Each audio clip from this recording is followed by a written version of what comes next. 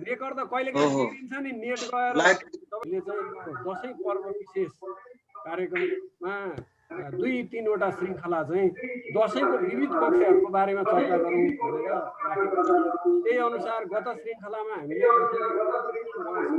प्रचलनको बारेमा डाक्टर जगमान गुरुङबाट हामीले सुन्यौँ। आज चाहिँ हामी दसैँको आध्यात्मिक पक्ष चाहिँ कस्तो छ त, खास गरिकन हामीले यो बडा दसैँमा गरिने विभिन्न पूजा विधिहरूदेखि लिएर टिका लाउने कुराहरूदेखि लिएर नवरात्रको आराधनादेखि लिएर अब यी सबै कुराहरू चाहिँ गाँसेर हामी आज मूलत 5-6वटा प्रश्नहरूमा केन्द्रित भएर यो छलफललाई अगाडि बढाउने, यो विचार विमर्शलाई अगाडि बढाउने भनेर योजना बनाएका छौँ। खास गरी हाम्रो यो नेपाल राज्यभित्र हामीले मनाइरहेको जुन दसैँ छ, यो दसैँ चाहिँ चैतमा पनि पर्दो रहेछ, पौषमा पनि पर्दो रहेछ, त्यसपछि यो असोज कार्तिकको बेलामा पनि पर्दो रहेछ। यसपालि चाहिँ अधिक मास भएको कारणले कार्तिकको पर्यो, नत्र भने आश्विन शुक्लमा हामी चाहिँ यो मनाउने गर्दछौँ। यो दसैँ मनाउने कारण के रहेछ भन्ने बारेमा सुरुमा हामी त्यसको चर्चा गर्नेछौँ। त्यस पछाडि यो परिघटनाहरू छन् दसैँ मनाउने क्रममा, जस्तो हामी घटस्थापना गर्छौँ, जमरा राख्छौँ, देवीको पूजा आराधना गर्छौँ, देवी पनि मध्ये पनि नवदुर्गाको आराधना गर्छौँ। त्यस पछाडि दुर्गालाई बलि दिने चलन पनि कतिपय ठाउँमा छ, कतिपय जाति भाषा धर्म सम्प्रदायका मानिसहरूले चाहिँ बलि दिने गर्नुहुन्छ। त्यसको अर्थ के रहेछ, यो कुराहरूलाई जोड्दै हामी आज मूलतः आध्यात्मिक कोणबाट यसको चर्चा गर्ने प्रयास गर्छौँ। सर्वप्रथम म आचार्य श्री पथिकलाई हार्दिक स्वागत अभिवादन गर्दछु हाम्रो यो U3A को 124औं श्रृङ्खलामा। यहाँको आध्यात्मिक जीवनको बारेमा मैले धेरै चर्चा गर्नुपर्छ जस्तो लाग्दैन। धेरै साथीहरू यहाँ परिचित पनि हुनुहुन्छ, यहाँको पुस्तक पनि पढ्नु भएको छ। आफ्नो डाक्टर आफै, खास गरिकन स्वास्थ्य क्षेत्रमा काम गर्ने मानिसहरूले, आध्यात्मिक क्षेत्रमा रुचि राख्ने मानिसहरूले मोक्ष पथ, योग पथ जस्ता पुस्तकहरू पढ्नुभएको हुनुपर्छ। हामीले यो योगको अस्ति कक्षा सञ्चालन गर्दाखेरि एउटा पुस्तकको धेरै चर्चा गऱ्यौँ, धेरै साथीहरूले खोज्नु पनि भयो, लकडाउनको बेला परेर उपलब्ध हुन सकेन। यो पुस्तक लगायत 25वटा भन्दा बढी पुस्तकका लेखक पनि हुनुहुन्छ। आध्यात्मिक साधनाको क्षेत्रमा हेर्ने हो भने पथिक फाउन्डेसनको नामबाट एउटा आध्यात्मिक गुरुकुलको संस्थापक पनि हुनुहुन्छ, संरक्षक पनि हुनुहुन्छ अहिले, र धेरै मानिसहरू उहाँको सान्निध्यमा जोडिएर अध्यात्मको साधना पनि गरिरहनु भएको छ। अहिले माता तीर्थको धौलागिरी आवास क्षेत्रमा र वैकुण्ठ विहार नामको यो देवघाट धामको नजिकै आश्रम छ। यी दुईटा आश्रमको सञ्चालन गरिरहनु भएको छ, व्यवस्थापन गरिरहनु भएको छ। त्यसैले म पूजनीय आचार्यश्रीलाई यो कार्यक्रममा हार्दिक स्वागत गर्दै यो बडा दसैँको चर्चाबाट आजको चर्चा सुरुवात गरौँ भनेर म आचार्यश्रीलाई अनुरोध गर्छु। त्यसपछि म क्रमशः केही प्रश्नहरू राख्नेछु, यी प्रश्नहरूमा हामी क्रमशः चर्चा गर्नेछौँ। त्यसपछि हामी पार्टिसिपेन्टको तर्फबाट उठ्ने प्रश्नहरूको चाहिँ यहाँ समक्ष प्रस्तुत गर्नेछौँ र सहभागीहरूबाट आएका जिज्ञासाहरूको बारेमा हामी चाहिँ बढीभन्दा बढी च्याट बक्स युज गरौँ। हामी अलिकति ढिलो पनि भयौँ आज, त्यसको निम्ति हामी क्षमा चाहन्छौँ। र म पूजनीय आचार्यश्रीलाई आफ्नो यो दसैँ चर्चाबाट सुरुवात गरिदिन अनुरोध गर्छु। खास गरी दसैँ किन मनाइयो, यो आध्यात्मिक कोणबाट दसैँलाई हामीले कसरी हेर्नुपर्छ भन्ने बारेमा चर्चा अगाडि बढौँ। 10-15 मिनट जति यहाँले दसैँको चर्चा गरिसकेपछि म केही प्रश्नहरू सुरु गर्नेछु र ती प्रश्न वाइज हामी छलफल गर्नेछौँ। धीर भण्डारीजीलाई धन्यवाद छ र साथी मित्रहरूले हामीलाई हेरी सुनिरहनु भएको छ, उहाँहरूलाई पनि नमस्कार छ, नमस्कार स्वीकार गर्नुहोला।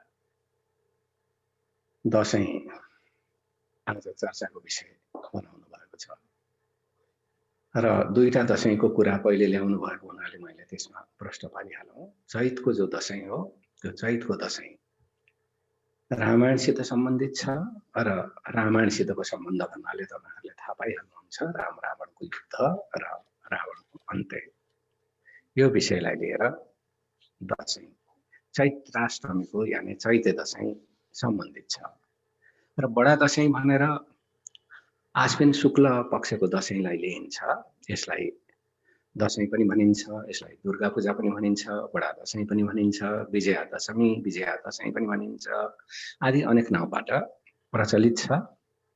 र यसका बाह्य पक्षहरू जतासुकै सबैलाई थाहा छ र हामी हेरिरहेका छौँ, दसैँ चाड मनाइरहेका छौँ, सुनिरहेका छौँ, परम्परागत रूपले सबै रीतिरिवाजहरू पनि पुरा गरिरहेका छौँ। त जहाँसम्म आध्यात्मिक पक्षलाई लिएर दसैँको चर्चा गर्न भनेर भनिएको छ बडा दसैँको यानि विजया दशमीको, त्यो अलिकति तपाईँहरूलाई फरक लाग्ला र कतिपय मित्रहरूले त्यसलाई बुझी पनि सक्नुभयो होला, कतिपयलाई अलि अनौठो पनि लाग्ला। दसैँ यानि विजया दशमीको सुरुवात वैदिक कालदेखि नै हुन्छ। हामीले याद गरौँ, हामीले लिखित बकित दुई प्रकारको इतिहासलाई ख्याल गर्नुपर्ने हुन्छ। बकित इतिहास हो वैदिक, लिखित इतिहास बडा कम छ, बकितमा बडा धेरै छ, यो देशकालिक छ। त त्यो समयबाट विजया दशमी पर्व सुरुवात भएको देखिन्छ। तत्पश्चातका धेरै धेरै युगहरू परिवर्तन भए, धेरै धेरै समयहरू बिते, धेरै वर्षाहरू भए, धेरै नदीहरू बगे, धेरै नदीहरू सुके, सभ्यताको अनेक अनेक तरिकाबाट विकास भयो। वैदिक काल पश्चात उपनिषदको एउटा काल आयो, अनेक तरिकाका गुरुकुलहरू विकसित भए र अनि विजया दशमीको जो वैदिक समयदेखिको प्रचलन हो त्यो प्रचलन जारी नै रह्यो। र बाह्य तरिकाले दसैँलाई जसरी मनाइन्छ यो कुरा त तपाईहरुलाई एकदमै थाहा छ। घटस्थापना, जमरा राख्छौं, त्यसपछि क्रमशः हामीले दुर्गा भवानीको भनेर उनका विभिन्न रूपहरूको 10सम्म रूपहरूको हामी पूजा गर्छौं, आराधना गर्छौं, तप गर्छौं, चण्डी पाठ गर्छौं, दुर्गा कवच पाठ गर्छौं, आदि आदि तरिकाबाट जान्छौं। त्यसमा पनि सानो साधना, सानो उपासना, सानो आराधना सामेल छ। त्यसभन्दा पनि बाहिर आएर सारा लोक को कुरो छ, यो सब लोकको कुरोमा हामी खानपिन गर्छौं, रमाइलो गर्छौं अनि चाडबाड मनाउँछौं। ठूला आफूभन्दा माथिल्ला उमेरका व्यक्तिहरूबाट टीका पनि ग्रहण गर्छौं। यो बाह्य पक्ष, सबैलाई थाहा भएको पक्ष भयो। अब यसको आध्यात्मिक महत्व छ। अनि कालान्तरमा जुन चीज आध्यात्मिक हुन्छ यानी आगो बल्छ, त्यो आगो बिस्तारै बिस्तारै निप्छ र खरानी बाँकी रहन्छ। दशैंको जो आध्यात्मिक गुणवत्ता हो त्यो गुणवत्तामा केही कुरो लागू हुन्छ। पहिले आगो थियो, बलिरहेको थियो, विजया दशमीको असली अर्थ थियो, त्यसको असली एउटा साधनाको पक्ष थियो। बिस्तारै बिस्तारै आगो निभ्यो, आज खरानी बाँकी छ। खरानी भित्र खोतल्दै खोतल्दै, खरानी भित्र हेर्दै हेर्दै भित्र एउटा सानो अंगार देख्न सक्छौं हामीले। त्यो अंगार अझै पनि बचेको छ, यानी आगाको सानो कोइला अझै पनि बचेको छ। त्यही कोइलाबाट हामीले फेरि आगो फुक्नु पर्ने हुन्छ र आध्यात्मिक कुराहरू थाहा लाग्छ। दशैंको विजया दशमीको आध्यात्मिक पक्षका कुराहरू थाहा लाग्छ। त्यो खरानी भित्र टटोलेर, खोलेर, खोतलेर एउटा कोइला फेला पारेर आगो नफुकेसम्म त्यो कुरो हकीकत रूपमा, यथार्थ रूपमा थाहा लाग्दैन। त्यसैले जे आज हामी बोल्ने छौं त्यो अंगार खोजिसकेर, कोइला भेटिसकेर, आगो बालिसकेको अवस्थामा प्रकटीकरण भएको कुरालाई हामी बोल्नेछौं। र अब यसरी बोल्दाखेरि एउटा चीज दशैंमा जोड्नु पर्ने हुन्छ, जो पुसमा पनि पर्छ, माघमा पनि पर्छ भनेर अघि धीर भण्डारीजीले भन्नुभएको थियो। त्यतिखेर एउटा चाड पनि आउँछ जसलाई हामीले सतबीज सर्ने भनेर भन्छौं। त्यो दशैंको एउटा सानो टुक्रा हो जो अहिले अपभ्रंश भएर आएको छ र त्यतिखेरको दशैंसित पनि जोडिएको छैन। त त्यतिखेर सद्बिउ छर्नको निमित्त खास गरेर नेपाली मान्छेहरू, हामीलाई थाहा छ, काठमाडौँका मान्छेहरू पशुपतिमा जान्छन्, बाहिर फेरका मान्छेहरू पनि जो छन् शिवालयमा जान्छन् अनि सद्बीज भनेर छर्छन्। त्यो सद्बीज जौ, तिल आदिहरू पत्थरमाथि, पिच रोडमाथि अथवा ढुङ्गामा बनाइएको ढुङ्गाको बाटोमाथि छरिन्छ। के त्यो ढुङ्गाको बाटोमाथि उम्रला र उम्रन सक्दैन, यतिसम्म बाहिर आयो मामला। त अब म भित्र पस्न चाहन्छु। त्यो सद्बीज भनेको त्यो होइन। सद्बीज भनेको सत्यको बिउ हो। सत्यको बिउलाई सद्बीज भनिन्छ। यो सत्यको बिउ बडा गोपनीय छ, त्यसैले यसलाई अति राम्ररी अहिले खोल्न पनि सकिँदैन, तैपनि सामान्य रूपमा भन्न सकिन्छ। यो सत्यको बिउ जो सदा छ, सधैँ अमर छ र सदा रहनेछ, त्यसलाई सत्यको बिउ भनेर भनिन्छ।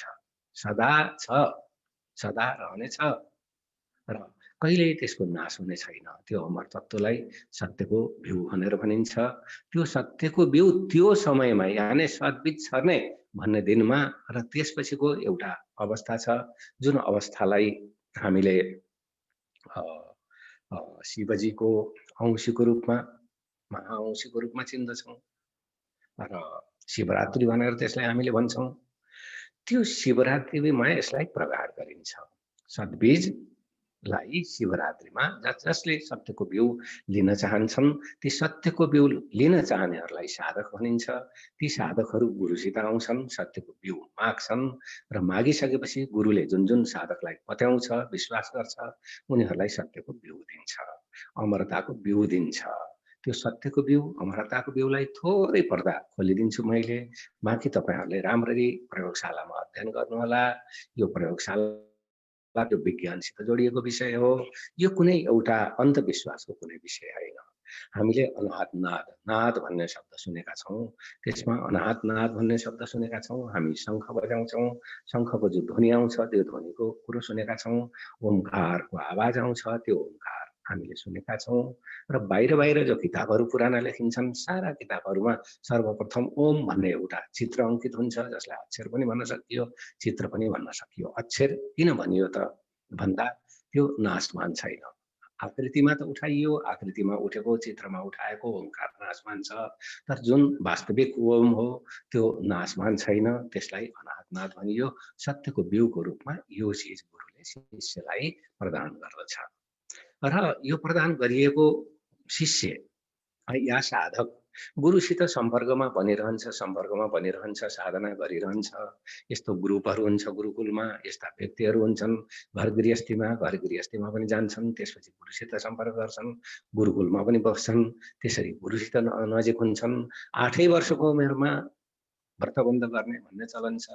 व्रतबन्ध गरेर त्यस जमानाका मातापिताहरूले गुरुकुलमा लगेर आफ्ना बच्चा-बच्चीहरूलाई छोडिदिन्छन् र त्यहाँ उनीहरूले सत्यको बिउ प्राप्त गर्दै यो शिक्षाको अन्य भिन्न बहुआयामिक शिक्षाको अध्ययन गर्न थाल्छन्।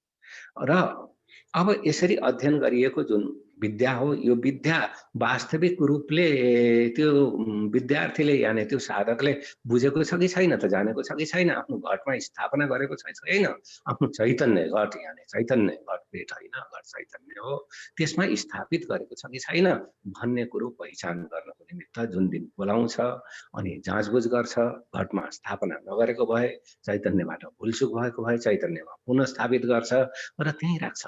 अब जान दिँदैन, पूर्णिमासम्म अब जान दिँदैन। र यसरी त्यो सत्यको बिउलाई जहाँ चैतन्यमा स्थापित गरिन्छ र त्यो सत्यको बिउको साधना गर्न सुरुवात गरिन्छ, त्यस दिनलाई घटस्थापना भनेको हो। र यो घटस्थापनाको दिनलाई ब्रह्मचारिणी देवीको कुरो भनिएको छ। ब्रह्मचारिणी भनेको के हो भने अब ब्रह्मचर्यबाटै यो कार्यलाई गर्नु छ, ब्रह्मचर्यबाटै गर्नु छ। त ब्रह्मचर्य पालन गरेर गर्ने केही डिसिप्लिनहरू, केही नियमहरू, केही अनुशासनहरू प्राप्त हुन्छन्, त्यही अनुशासन घरमा गएर गर्न सक्दैन। यसकारण घटस्थापनादेखि पूर्णिमाको दिनसम्म उसले गुरुकुलमा बसेर गर्नुपर्ने हो र यसरी गर्छ भने यस्तो त्यसको वैदिककालीन महत्त्व छ, उपनिषद कालको महत्त्व छ, तत्पश्चातका विभिन्न समयहरूमा यसको महत्त्व छ र पछिल्ला दिनहरूमा आएर यो कुरो गायब भएको छ। त यसरी जब साधना गर्छ साधकले, त्यो साधना अगाडि बढ्दै जाने क्रममा साधक बडा अनुशासित भएर सत्यको बिउकै साधना गर्ने हो। यसलाई नै आफ्नो अन्तरतममा लैजाने हो र त्यो अन्तरतममा लैजाने जो प्रयोगशाला छ, त्यो प्रयोगशालामा बस्ने हो। यसको घनीभूत रूपले बिउ उमार्ने प्रयत्न गर्ने हो। बिउ उम्रँदै जान्छ, बढ्दै जान्छ, बिउ उम्रँदै जान्छ, बढ्दै जान्छ।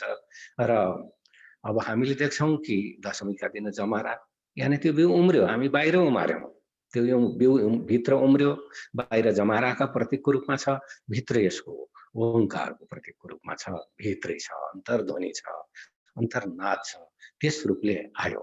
त्यो दशमीको दिनसम्म पुग्यो।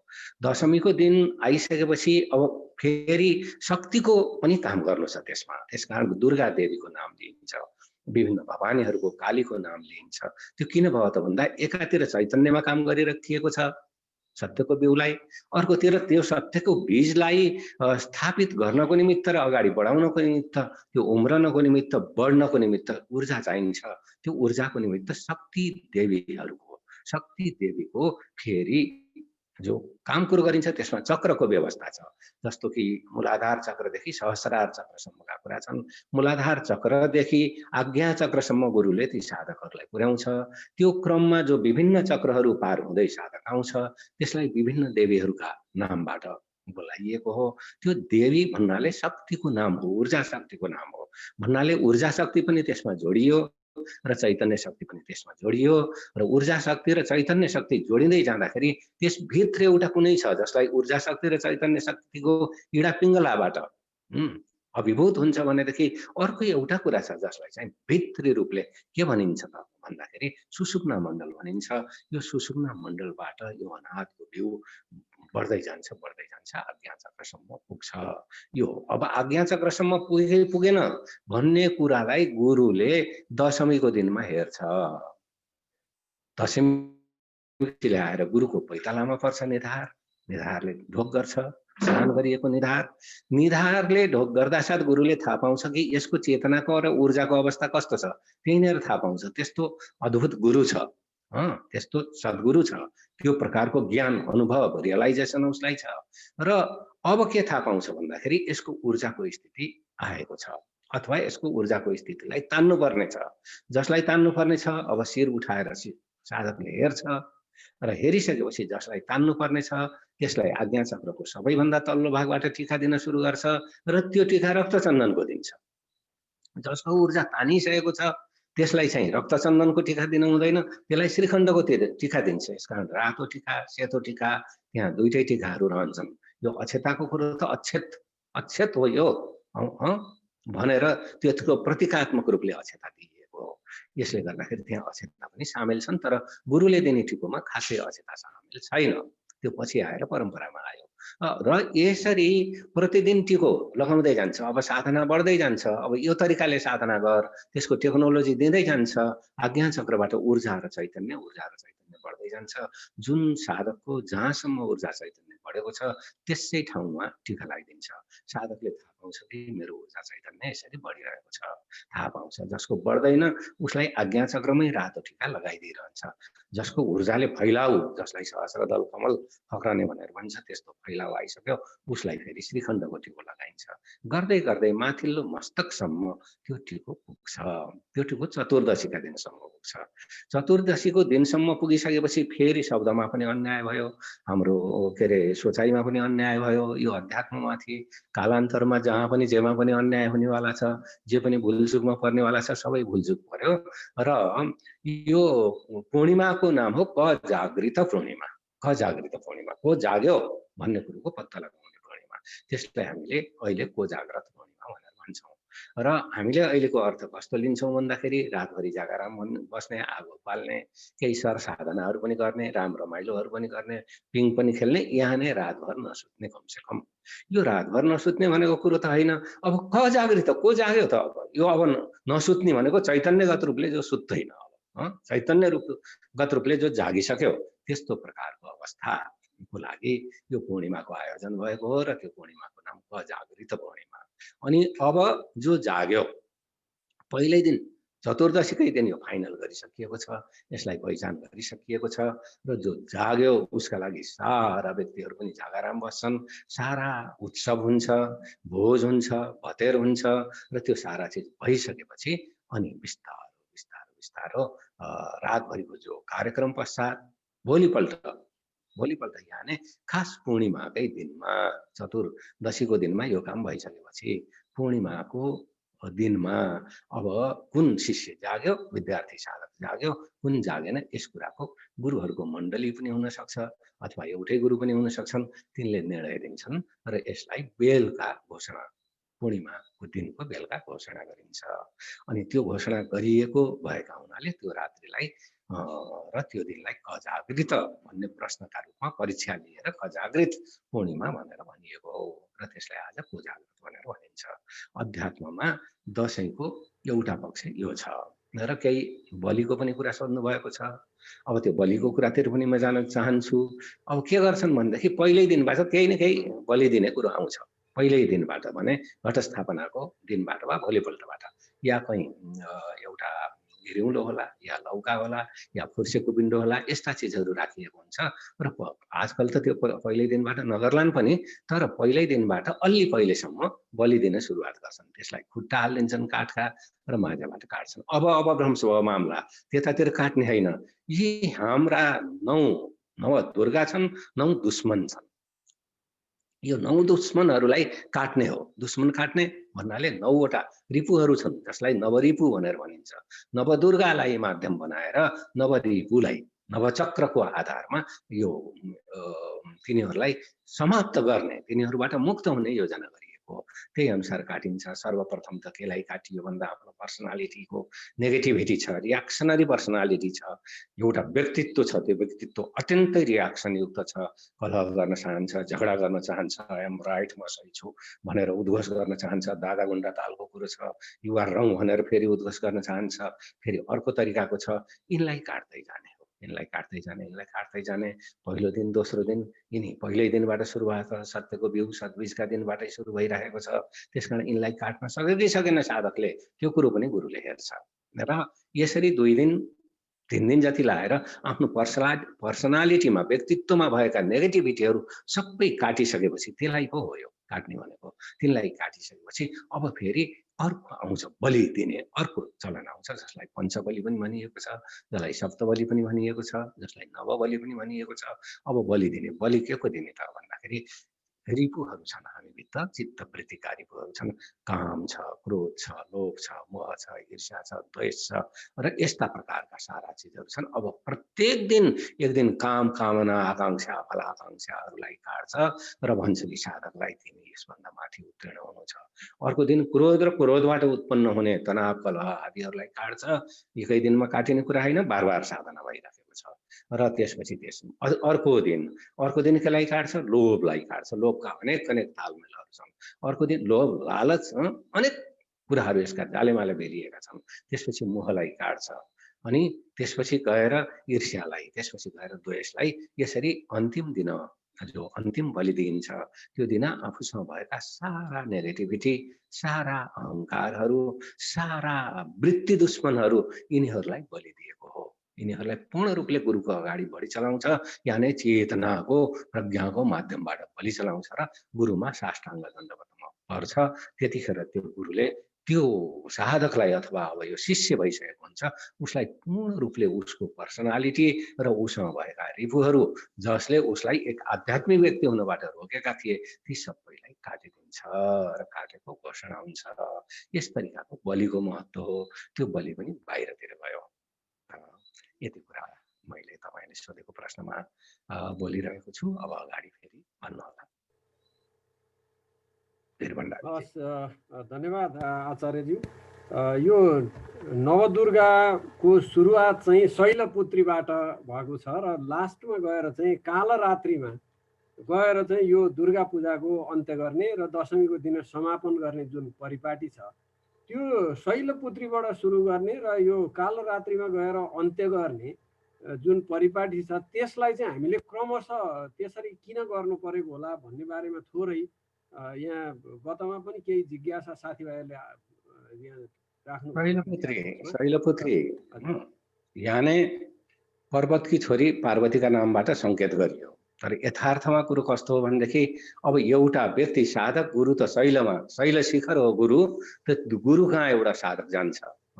अब त्यसमा त्यो शैलपुत्रीको नामबाट कुरो लिइयो र अब त्यो फेरि शक्तिबाट पनि यात्रा गर्नु छ र शक्तिकी देवीलाई शैलपुत्रीको रूपमा स्थापित गरियो।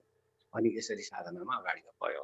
दोस्रो दिनमा आएको ब्रह्मचारिणीको जो कुरो हो, यो ब्रह्मचारिणी भनेको अब ब्रह्मचर्य पालन गरेर काम गर्नुपर्छ है भन्ने कुराको सङ्केत हो। र त्यही तरिकाले हुँदै हुँदै कालरात्रि यानि परमात्माको एक स्पष्ट रूपरेखामा आउनको निमित्त त्यो रात्रि धेरै महत्त्वपूर्ण छ। यानि कालरात्रिलाई पार गरेर मात्रै उज्यालो हुने हो। र यसको निमित्त अब क्रमशः बताइने कुराहरू त तपाईहरू हामीले अहिले साधना गरिरहेका छौँ। धेरै साधक बसेर यो साधना गर्दै हुनुहुन्छ, उहाँहरूलाई यो हामीले टेक्निकल्ली थाहा दिन्छौँ। कुरोबाट, वक्तव्यबाट थाहा दिएर यो बुझ्न सकिँदैन। तैपनि सामान्य रूपमा के चिज बुझ्न सकिन्छ भनेदेखि यो जो अवस्था हो, यो अवस्था एउटा चैतन्यको अवस्थालाई उचाल्दै जाने कुरा हो। भन्नाले प्रथम अवस्थामा के हुन्छ त भन्दाखेरि असत्तोमा सत्यम सत्यम गमय, असतोमा सद्गमय। पहिलो स्थिति यो आउँछ, असतोमा सद्गमय। साधक असतबाट सतमा यात्रा गर्छ अथवा आफ्ना पर्सनालिटीहरू, नेगेटिभिटीहरू पर्सनालिटीका तिनीहरूलाई समाप्त गर्छ। त्यसमा दुर्गाहरूका केही रूपहरूको कुरो आयो, त्यसलाई जोडियो र त्यसपछि के गर्छ, अब फेरि अन्धकार त बाँकी छ। अनि त्यो अन्धकारलाई बिस्तारै बिस्तारै बिस्तारै छाट्नु छ। त्यो नवौं दिनमा कालरात्रि जुन हुन्छ, देवीको नाम पनि त्यही तरिकाले पुकारिएको छ, त्यो कालरात्रि समाप्त हुन्छ। अब के हुन्छ, तमसोमा ज्योतिर्गमय हुन्छ। तमसोमा ज्योतिर्गमय भइसकेपछि अब टीकाको दशमीमा कुरो भयो। यसपछि फेरि अर्को चरण सुरु हुन्छ एकादशीबाट। एकादशीबाट चतुर्दशीसम्मको जुन चरण हो त्यो चरण के हो त भन्दा मृत्युर्मा अमृतम गमयको चरण हो। यसलाई हामी पाण्डित्य पनि गर्दैनौँ अनि हामी वक्तव्यबाट पनि दिँदैनौँ।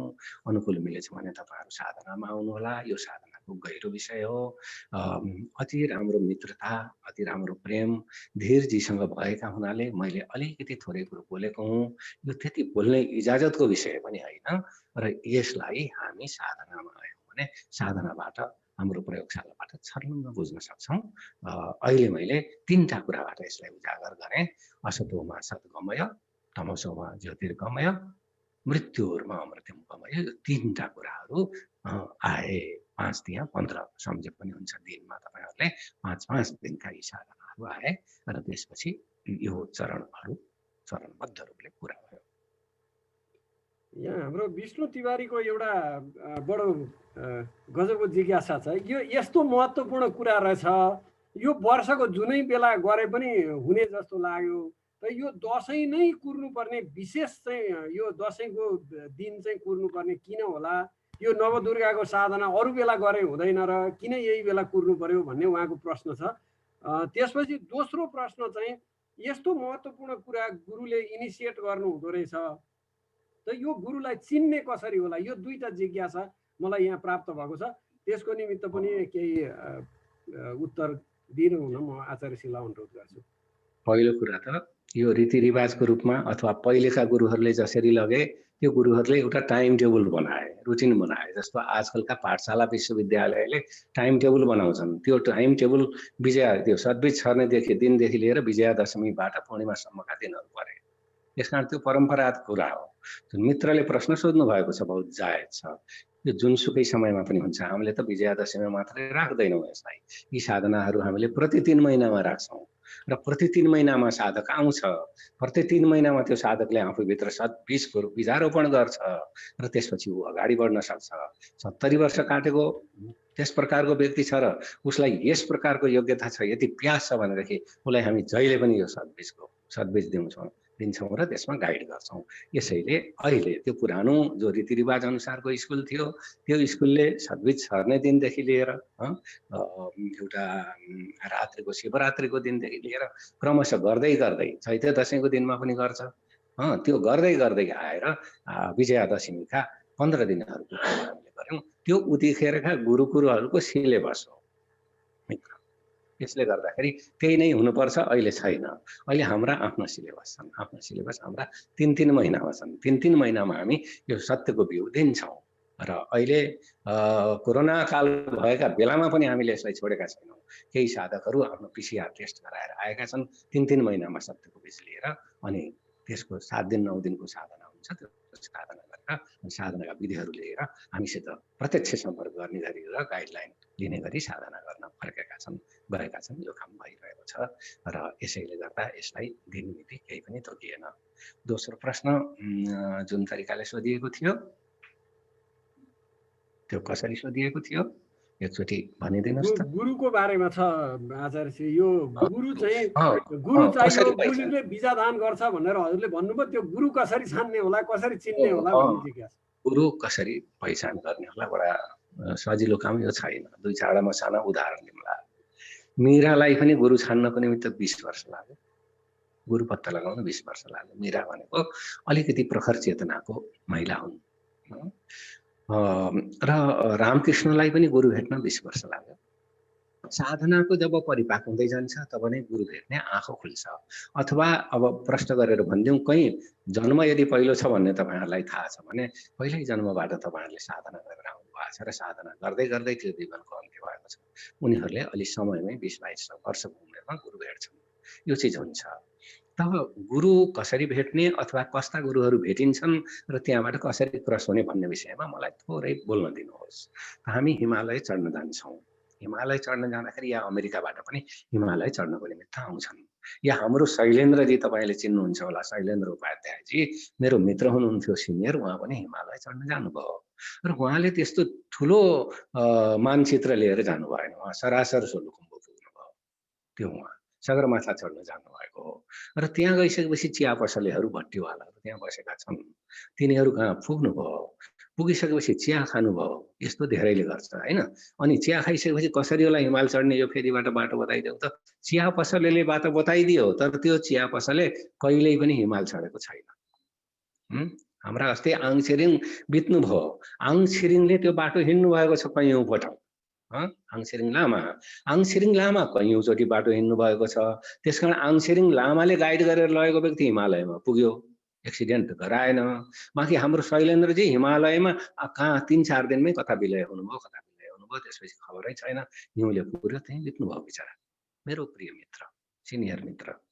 त्यो यस्तो मैले त एउटा मित्रको नाम दिएको, यस्तो प्रतिवर्ष हुन्छ। प्रतिवर्ष अलिकति अहङ्कारी व्यक्तिहरू के गर्छन् भने आफै नक्सा बनाएर गएर चिया पिएर ती चिया पिउने वालासित बाटो छोडेर हिँड्छन्। त अधिकांश हामी जो अध्यात्ममा लाग्ने भन्छौँ, अधिकांश हामी जो साधनामा लाग्ने भन्छौँ, हामीहरू कहाँ जान्छौँ भने चिया पकाउने गुरुहरू कहाँ जान्छौँ। बहुतै धेरै चिया पकाउने गुरुहरू बसेका छन्, ठाउँ ठाउँ बसेका छन्। काठमाडौँमा मैले जानेको छु सत्य भनेर घोषणा गरेर बसेका व्यक्तिहरू, गुरुहरू 1000 भन्दा कम्ती छैनन्। ती 1000 व्यक्तिहरूसँग 100, 200, 500 मान्छेहरू पछाडि लागेकै छन्। तर त्यो चिया पकाउने गुरु हो, उहाँहरूलाई हिमालय पुगेर फर्केको अनुभव छैन। यसकारण गुरुका 3 रूपहरू छन्। एउटा त गुरु टिचरको रूपमा छ, जसले किताबमा लेखेका कुराहरू पढाउँछ, योगासन पढाउँछ, प्राणायाम पढाउँछ, अनि त्यसपछि धारणा पढाउँछ, ध्यान पढाउँछ, त्राटक आदि भए त्यो गराउँछ, आदि आदि अष्टाङ्ग योग गराउँछ, षडाङ्ग योग गराउँछ, अनि त्यसपछि गएर क्रिया योग गराउँछ, आदि आदि चिजहरू उसले गराउँछ, हठ योग गराउँछ। यिनी चिजहरूमा यस्तो गराएर लैजाने जो गुरु छ, त्यो गुरु भनेको टिचर हो। उसले किताब पढेको छ, आफूले पनि ती चिजहरू गरेको छ, किताब पढे अनुसार आफूले गरे अनुसार त्यहाँसम्म गाइड गर्न सक्छ। त यदि हामीलाई प्राणायाम नै हो भनेदेखि हामी प्राणायाम जानेको गुरुसम्म पुगेपछि काम चल्यो। यदि हामीलाई आसन नै हो भने आसन जानेको गुरुसम्म पुगेपछि काम चल्यो। होइन, हामीलाई सत्य चाहिएको छ, सत्यको बिउ आरोपण गर्न चाहन्छु, सत्यको बिउ गर्भधारण गर्न मैले चाहन्छु भन्ने हो भने त्यसभन्दा अगाडि बढ्नु पर्यो। अगाडि को छ? टिचर भन्दा माथि गुरु छ। टिचर छ पहिले, टिचर भन्दा माथि गुरु छ। त्यो गुरु कहाँ हामी पुग्छौँ? टिचरलाई गाइड सम्झनु होला, यो अहिलेको गुरुलाई टिचर सम्झनु होला, त्यहाँ हामी पुग्छौँ। उसले सिकाउँछ, सिद्धान्तका कुरा, शास्त्रका कुरा जम्मै सिकाउँछ। जस्तो अनेक महाराजजीहरू टेलिभिजनमा आउँछन्, अनेक नाम गरिएका महाराजजीहरू एकदम यसरी शास्त्रबाट ज्ञान सिकाइदिन्छन् कि तन्दुरुस्त हो उनीहरू बोलेको। उनीहरूको बोलेकोमा कमी छैन। शास्त्रमा पनि त्यो लेखिएको छ, गीतामा पनि त्यो लेखिएको छ, अन्यमा पनि त्यो लेखिएको छ। अघि भन्दाखेरि त्यस कुरालाई उनीहरूले उपनिषदहरूमा पनि त्यो लेखिएको छ। यी कुराहरू उनीहरू बताउँछन्, तर उनीहरूले के गर्छन्? शास्त्रको पानी पिलाउँछन्, अम्खरामा राखेर सजाएर। त्यो पोखरी भइसक्यो। पुराना गुरुहरूले जो बोले, पुराना सत्य जान्नेहरूले जो बोले, त्यो सत्य जान्नेहरूले जो लेखे, सत्य जान्नेहरूले बोलेका कुरा जो लेखिए, त्यसलाई जसलाई शास्त्र भनियो। अब शास्त्र छैन, अब दुला छैन। अब दुला छैन भने जन्ती के कामका? जन्ती पनि छैन, दुला पनि छैन। त्यस्ता अवस्थामा को बसेको छ भने त्यो बिहा गराउनेवाला बसेको छ। त्यही बिहा गराउने जो पण्डितजी थियो त्यो त त्यहीँ बसिरहेको छ। त्यहीँ हामी पुग्छौँ। त्यहाँ पुगेर हामीले सत्यको ज्ञान माग्छौँ, अध्यात्मको ज्ञान माग्छौँ। र उसले कहाँबाट दिन्छ भन्दाखेरि शास्त्रबाट होइन, शास्त्रबाट दिन्छ। उसलाई त्यो शास्त्रको अध्ययन छ, शास्त्रको व्याख्या गर्न उसले जानेको छ। यहाँ नै पानी त भरि छ।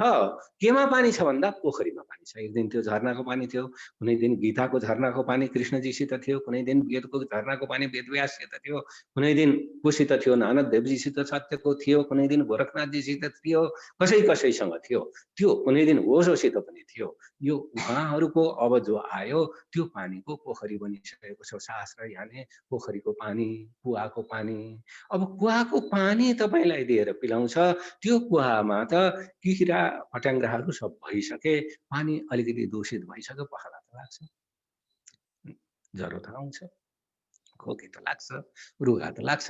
यानी त्यस प्रकारको साधनामा जो हामी सम्मिलित भएका छौं त्यो छिया पिलाउने जस्तो कुरो हो। त्यसबाट धेरै धेरै साधकहरूलाई पखाला लागेको छ, खोकी लागेको छ, अण्ड बण्ड सण्ड भएको छ। सारा यो अवस्था छ।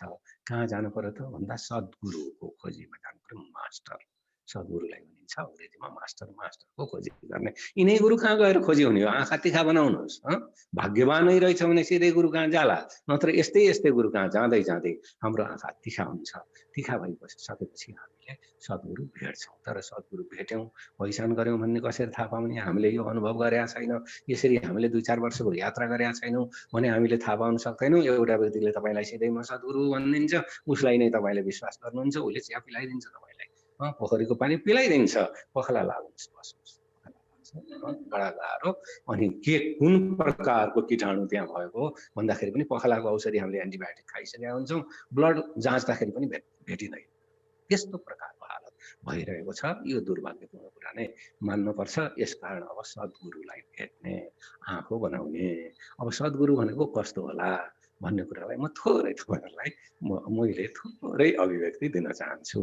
सद्गुरु यानी सत्यको बीज जानेको, सत्यको बीचबाट उपलब्ध भएको, रियलाइजेसन भएको र त्यो सत्यलाई अनेक ठाउँबाट जानेको, जस्तो कर्मयोगबाट जानेको, तन्त्रयोगबाट जानेको, हठयोगबाट जानेको, भक्तियोगबाट जानेको, ज्ञानयोगबाट जानेको, ध्यानयोगबाट जानेको, सांख्यबाट जानेको, लययोगबाट जानेको। यस्तो सबै हिमाल 7-8 वटा हिमाल छन्। 8 वटै हिमाल चढ्दै फर्कँदै चढ्दै फर्कँदै चढ्दै फर्कँदै गरेकोलाई सद्गुरु भनिन्छ। एउटा हिमाल चढेर फर्केकोलाई गुरु भनिन्छ।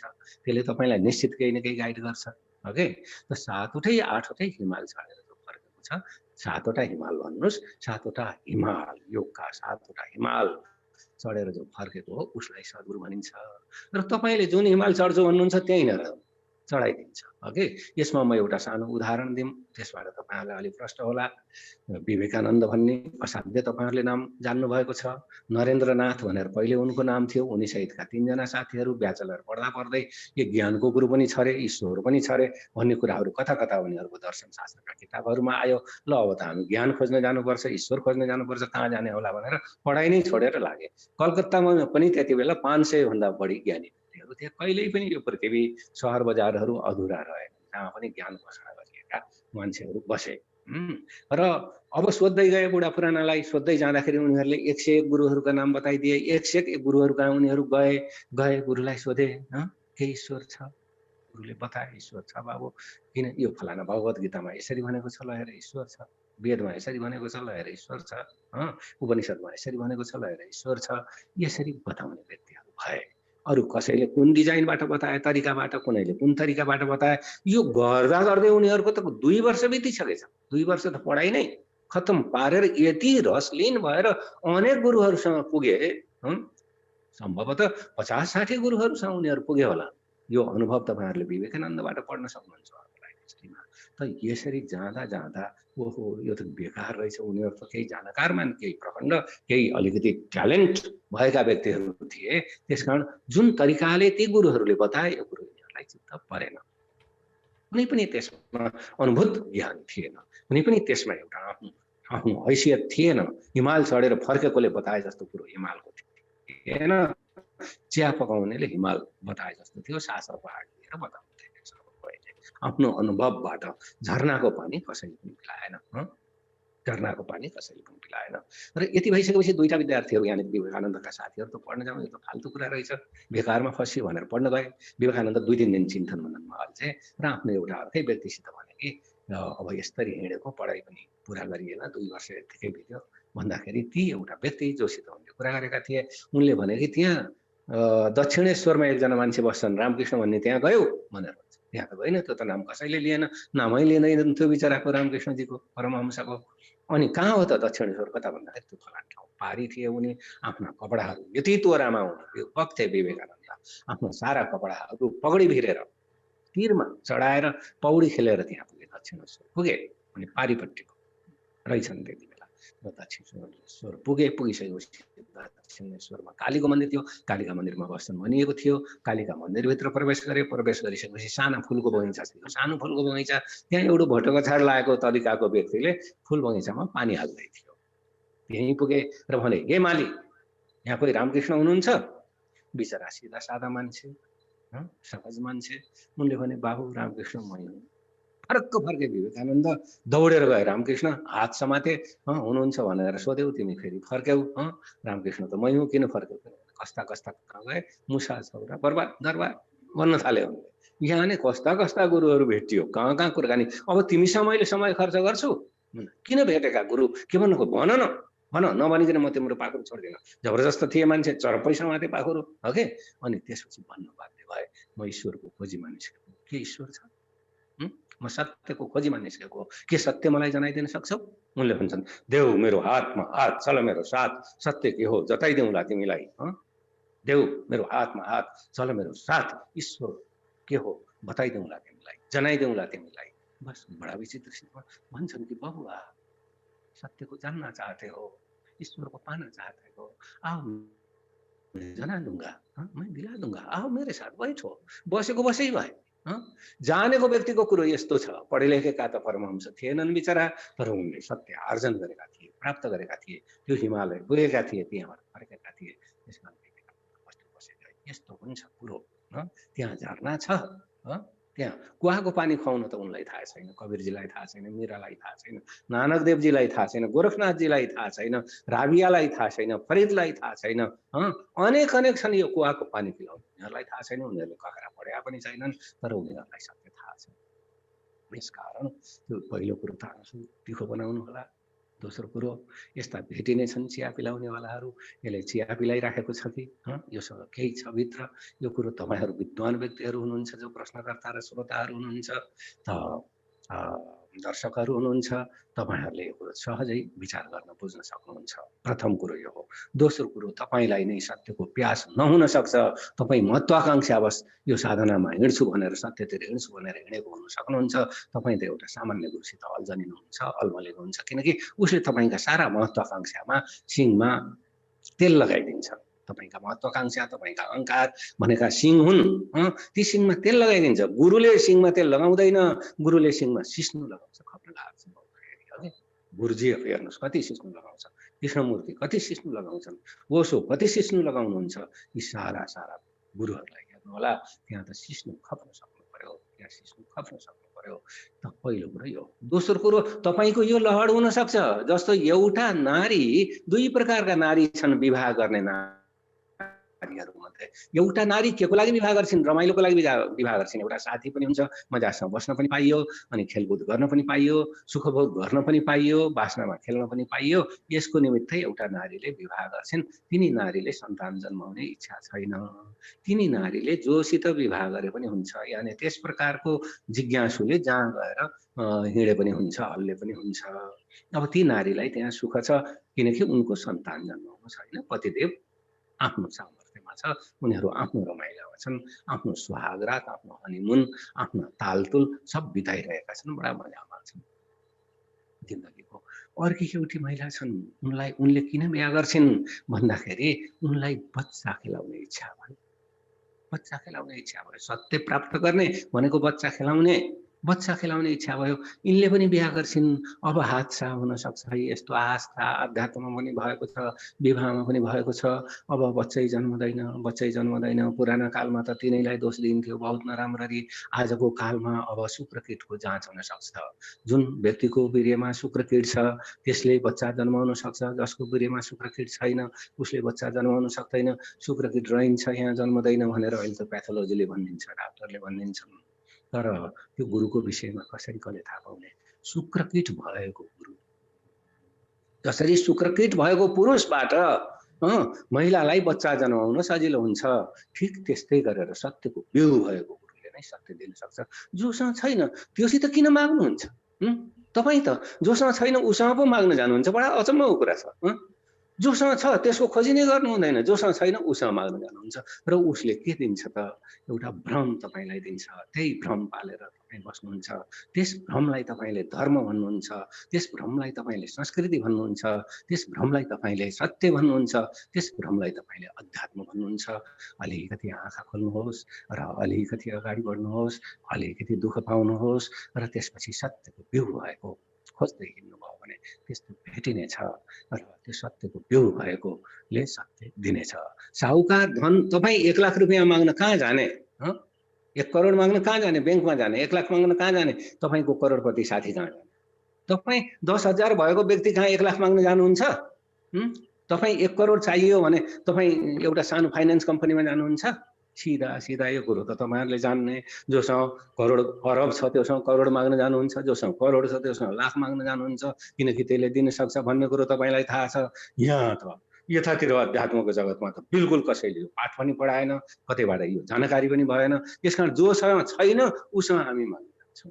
जोसँग छैन उसँग माग्न गएर के प्राप्त गर्न सक्नुहुन्छ? सुलगेको धुलो, यही सुलगेको धुलो प्राप्त गर्ने काम गरिरहेको छ।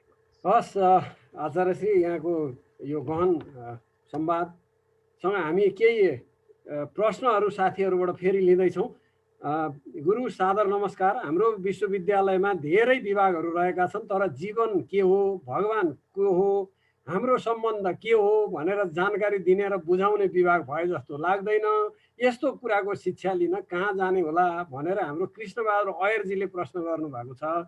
यसैसँग सम्बन्धित अर्को एउटा प्रश्न पनि छ। यो घटस्थापनाको जुन विधि विधान छ, हामीले त यो विभिन्न अन्नहरूका बिउ उमार्ने गरी एउटा घडा राख्ने छेउमा, त्यसको छेउमा जमरा राख्ने गरेर यो घटस्थापना गर्ने गरिरहेछौँ।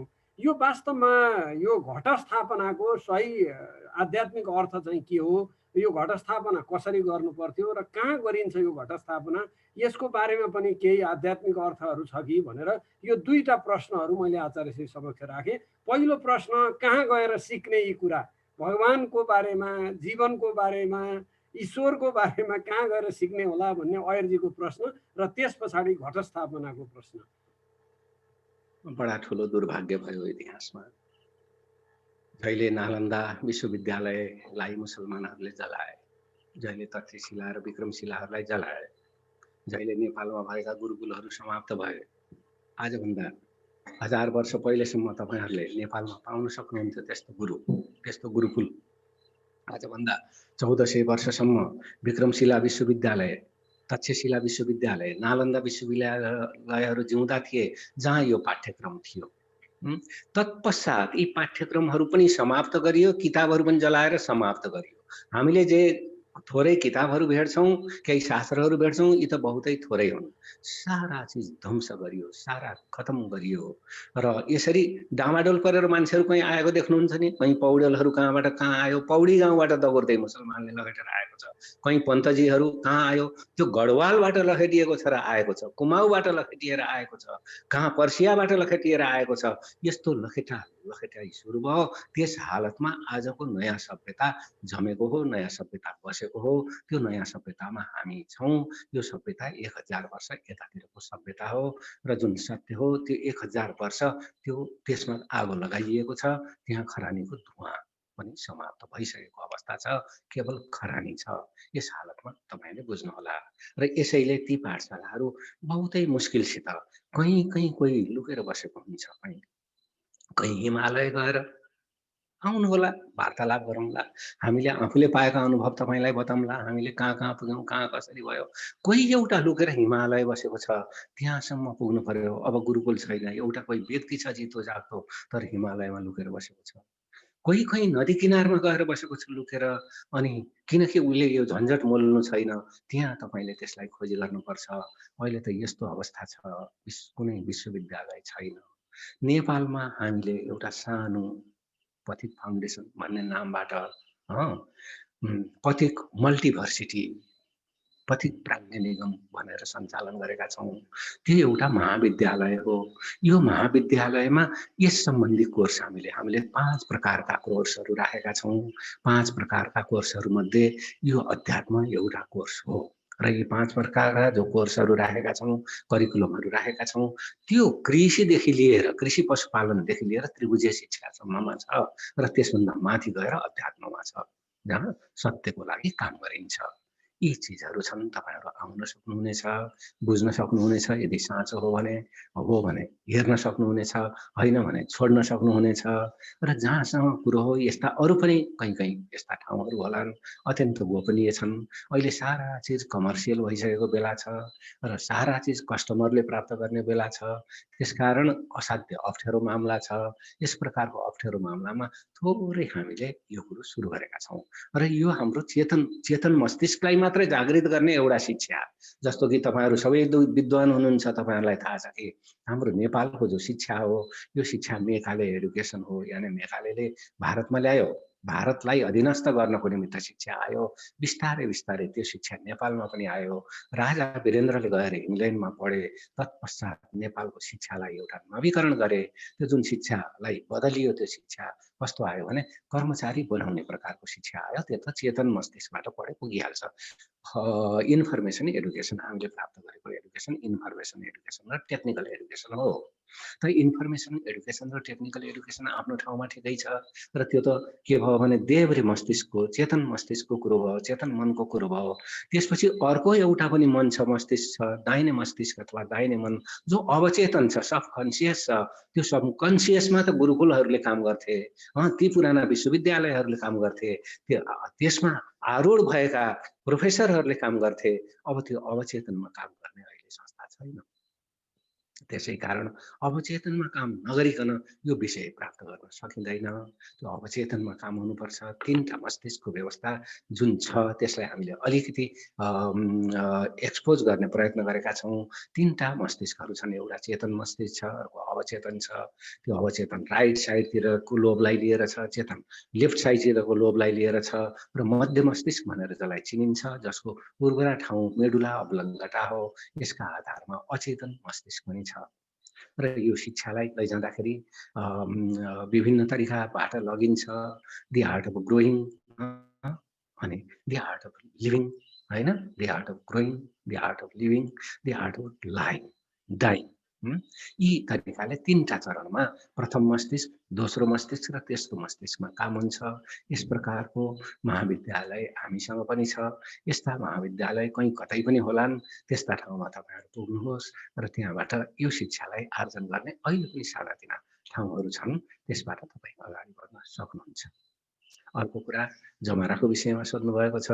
जमरा असाध्य उपयोगी औषधिको रूपमा मानियो। परापर बखालदेखि घाँसपातहरू, हरिया चिजहरू र खास गरेर गहुँ जौका जमराहरू असाध्य उपचार गर्ने विषयमा मानियो र सधैँभरि त मान्छेले खान मान्दैनन्।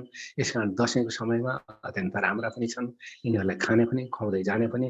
अनि अन्तिम टिको लागेका दिनमा दशैंदेखि पूर्णिमासम्म शिरमा लगाइदिँदाखेरि असाध्य शोभायमान पनि हुने, राम्रा पनि देखिने। टिका राता टिकोमाथि जमरा लगाएका, यसरी जमरा लगाउने चलन सुरु भएको जस्तो मैले देख्छु। यसभन्दा पहिले के थियो त्यो कुरा तपाईहरुले पनि खोज्नु होला, अनुसन्धान गर्नु होला। पहिले यसलाई औषधिमा सर्वोत्तम औषधिको रूपमा लिएको छ र बिमार हुँदाखेरि जमरा उमालेर खाने गरिएको छ। म एक चिकित्सक पनि हुँ र करिब अलि लामो कालसम्म चिकित्सा क्षेत्रमा सम्बन्धित रहेँ, करिब 20 वर्षसम्म। त्यस बेलामा मैले जमरालाई 20 वर्षदेखि नै म जमरा लगाउँदिन। जमरा आफूले जमरा खान्छु, जमरा खुवाउँछु र त्यस्ता जमराहरू हामी बनाउने गर्यौं। विभिन्न असाध्य रोगीहरू जसको रोग सन्चो भएको छैन, तिनीहरूलाई औषधिको साथमा टिबीमा पनि प्रयोग गर्यौं, क्यान्सरमा पनि प्रयोग गर्यौं। ठाउँ ठाउँमा हामीले तिनी प्रयोग गर्यौं। त्यसबाट बिमारीहरू लाभान्वित भए र यो अत्यन्त औषधीय तत्त्व भएको हुनाले यसको महत्त्व बिस्तारै बिस्तारै अझै पनि बाँकी छ। मैले पहिल्यै भनिहालेँ, हामीले अब भेट्ने भनेको खरानी हो।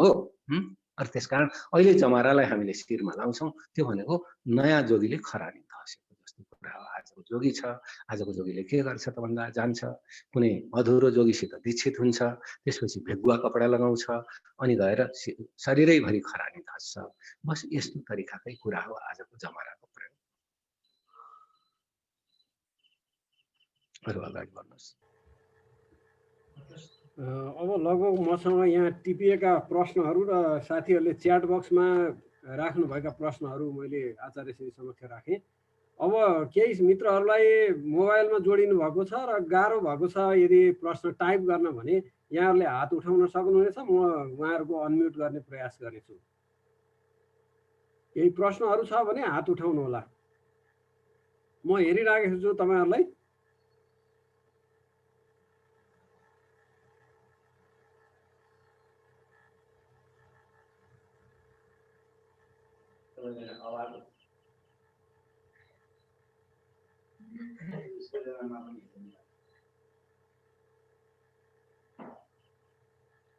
धीरजी अब कार्यक्रमलाई विराम दिउँ। हात उठेको छैन र करिब करिब उहाँहरूले आज आफ्नो समय जति दिनुभयो चाहिएको भन्दा बढी समय दिइसक्नु भएको छ।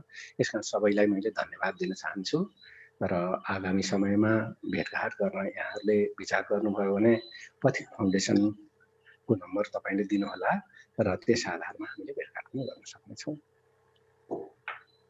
हस्, आज धेरै प्रश्नहरू साथीहरूले यहाँ राख्नु भएन। सायद हाम्रो चाहिँ यो च्याट बक्समा भएको प्रश्नहरू पनि सकिएका छन् र हामीले मूलभूत रूपमा उठाउन खोजेको आज चाहिँ दसैँको आध्यात्मिक पक्षको बारेमा थियो र खास गरी घटस्थापनाको कुरा, नवदुर्गाको कुरा, नवरात्र आराधनाको कुरा, त्यस पछाडि कोजाग्रत पूर्णिमाको कुरा, अनि यो गुरु मिलनको कुरा लगायत सारा यो आध्यात्मिक पक्षहरूको बारेमा हामीले चर्चा गऱ्यौँ। र यसमा यदि के अरू पनि केही थप छ भने हामी आगामी श्रृङ्खलाहरूमा चर्चा गर्नेछौँ। र आजको निमित्त चाहिँ यहाँ साथीहरूको प्रश्नहरू धेरै नआएको र यहाँ म प्रश्न सोध्छु है भनेर यहाँ मेसेज बक्समा पनि मैले मेसेज नदेखेको हुनाले हामी चाहिँ यो चर्चा सायद अब हामी समापनतिर जान्छौँ। हाम्रो 7:10 गइसकेको छ। 10-15 मिनट त अझै हामीसँग टाइम बाँकी छ। र चर्चाको मूल विषयवस्तु हामीले पुरा गरिसकेको हुनाले म यहाँ मित्रहरूलाई यदि छैन भने यो सेसन चाहिँ अनौपचारिक सेसनमा बदल्न र आचार्यश्रीलाई बिदा गर्न चाहन्छु। केही छ भने मित्रहरूले अझै पनि राख्न सक्नुहुनेछ। हस्।